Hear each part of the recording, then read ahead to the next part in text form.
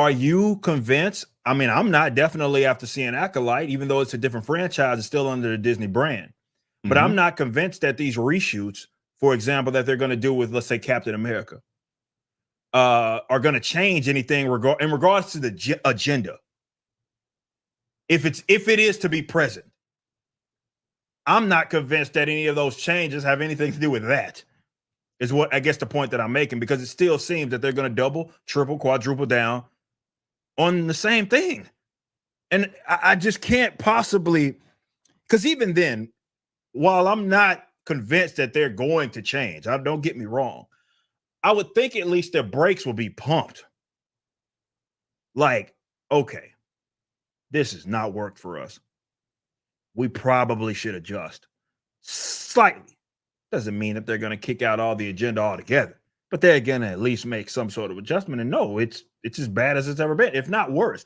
Guy opens up generally with no correction. He says, yeah, and you know all that stuff approved, as you know, they know all the questions and stuff that they're going to get before they appear, right? Like, you know, that's how generally this stuff. That's how press junkets work. Yeah, that's how generally it goes. They know that's going to be a question.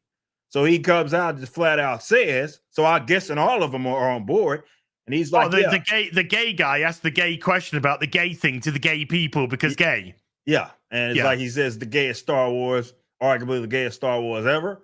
And but you notice what the other woman said, the they, them, the woman that's clearly a woman that is clearly a woman that identifies as they, them because they're a narcissistical bitch. Do you notice how they said, in my world, geeks are gay? And he said, well, actually, he said, well, there's probably a lot of geeks that are really scared of that term. People aren't scared of the term gay, particularly modern day. I mean, by modern day, I mean the last fucking 50 years. Nobody's scared of the word gay or gay people. What we're sick and tired of is everything being plowed in to such a minuscule percentage of people being overrepresented in a gross way to distort reality, to push your identity politics. So we're sick and tired of everything we go into. This show.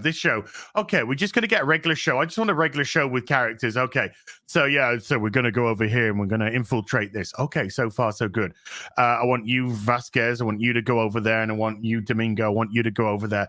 Okay, and then Domingo turns around and goes, God, I hope my boyfriend, I hope he's okay. I hope I make it back home to see my boyfriend again. And he's just like, oh.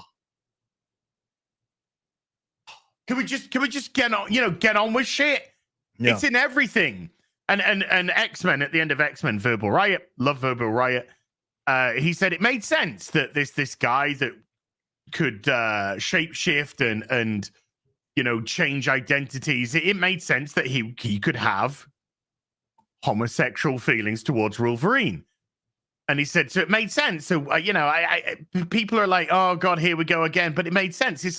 And my reaction to Verbal Riot was, it doesn't matter that it makes sense because everyone's ruined it outside of that. Because the gazillion times where it wasn't needed, where it was forced in, where it didn't make sense, that's the problem. So and even then, it's still cliche. I mean, it's like, of course it's cliche. Why are we still doing this whole, just because they shapeshift, they're gay? Like, or there's something like that's so corny, man. Like, I don't know, man. That's just me. It is corny. It is cliche, but TV, film, it's run on cliches, to be honest. True. Yeah, that's fair. It's so I know maybe, albeit maybe struggling struggling to find a white man in it. Acolyte, first thoughts. I am 20 minutes into the first episode. It's taken me over an hour to get to this position. I'm having to pause an hour to get through 20 minutes. And do you know what, Eric? Hand on heart, hope to die. I have it running at 1.5 speed. So that 20 minutes of the show is 12 and a half minutes or whatever it is. 15, whatever it is, 15 minutes, whatever.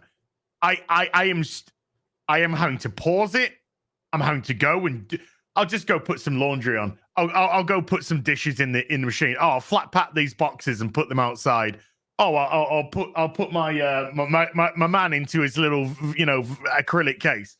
I'll do all these things, and then you go back and you watch another 2 minutes. You're just like, fuck this shit, and then you stop it again, and then you go off and do something else. It's almost impossible to watch due to the dialogue is appalling. It starts off with they them walking into a typical Star Wars bar. We all know what a typical Star Wars bar now looks like. It's like a saloon from a Western, but with aliens.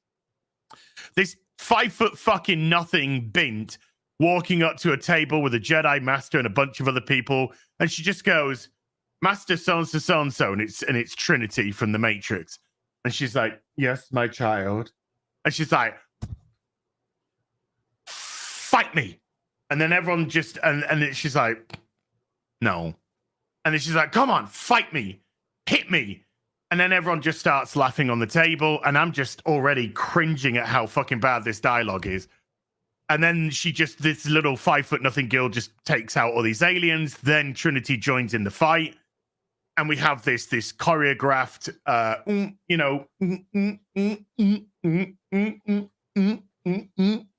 type of fight, which goes on for like 6 minutes.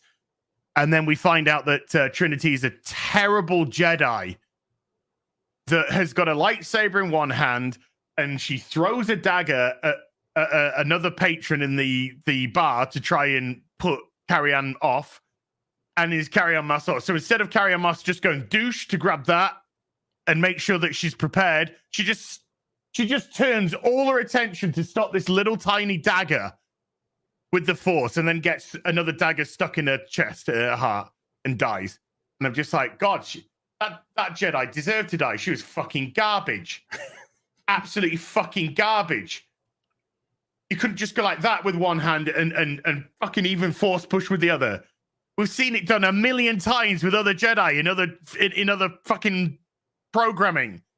But no, you had to use all your fucking power to stop a tiny little dagger.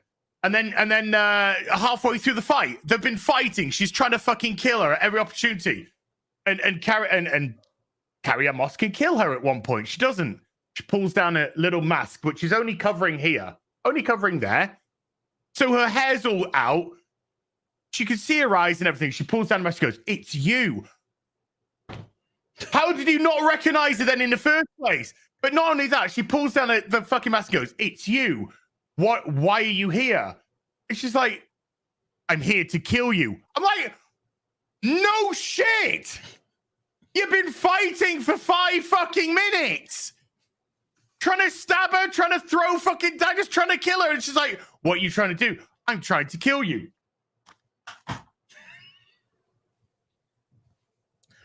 This is dialogue. This is fucking dialogue for today. And then we cut to the same little girl, but this time she's waking up in a spaceship. Exact same hair as the other one.